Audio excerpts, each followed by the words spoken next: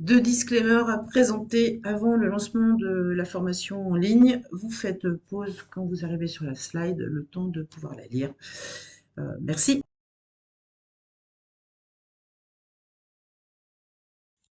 Bonjour, bienvenue dans cette vidéo où nous allons voir la création d'un projet. Donc pour ce faire, on va dans Get Setup, c'est au niveau des projets. Donc sur Get Setup, vous pouvez créer les projets, importer vos clients et vos concurrents et fusionner les datasets. Et ça, on va faire trois petites vidéos pour bien décortiquer et que les vidéos ne soient pas trop longues. Donc pour la création du projet, vous allez dans les projets et là, vous avez trois possibilités. La première, c'est que vous pouvez sélectionner le projet pour pouvoir, un projet existant, pour pouvoir vous promener et analyser. Vous pouvez créer un nouveau projet ou modifier un projet existant. Nous, on va s'intéresser à la création d'un nouveau projet. Donc moi, j'ai pré-rempli, pour gagner un petit peu de temps, j'ai pré-rempli la création d'un nouveau projet.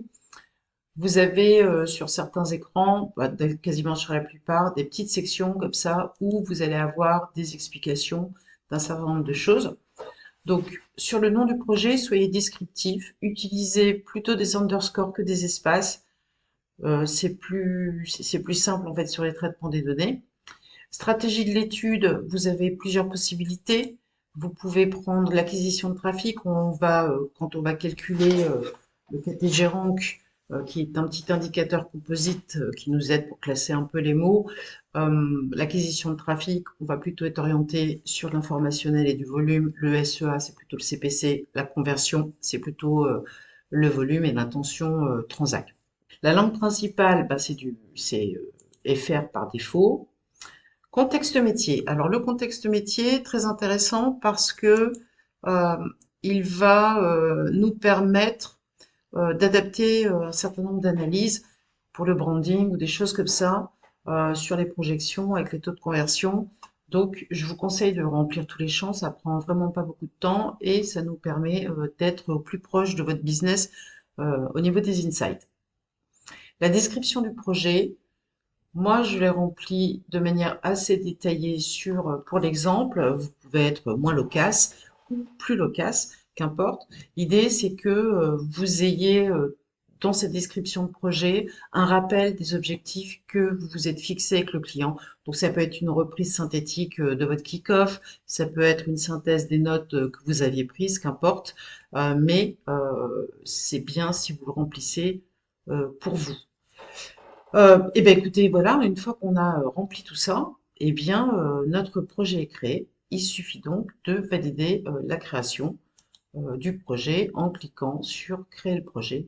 Une fois votre projet créé, vous allez pouvoir le modifier. Donc, pour pouvoir le modifier, il vous suffit de passer sur l'onglet Modifier un projet existant, de sélectionner le projet que vous voulez modifier et vous avez deux onglets.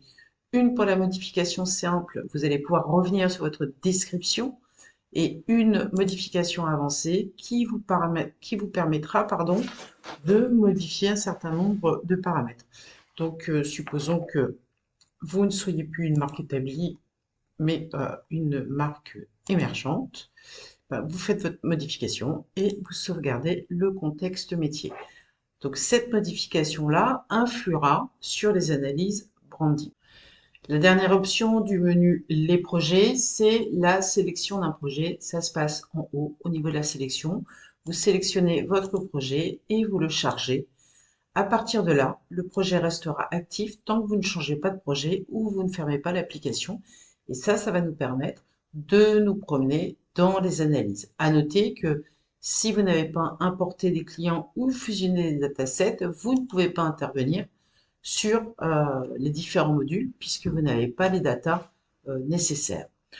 Voilà, nous avons fini avec cette vidéo. Notre projet est créé. Vous savez comment modifier un projet existant et vous savez comment charger un projet.